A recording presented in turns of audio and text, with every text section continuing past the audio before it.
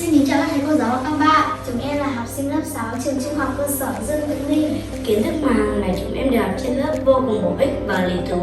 Hôm nay chúng em được học bài 27 vi khuẩn và bài 28 thực hành làm sữa chua và quan sát vi khuẩn.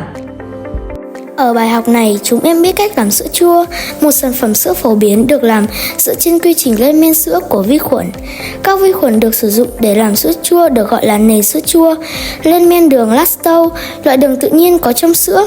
Quá trình này tạo ra axit lactic, một chất làm cho protein trong sữa đông lại, tạo cho sữa chua hương vị và kết cấu độc đáo.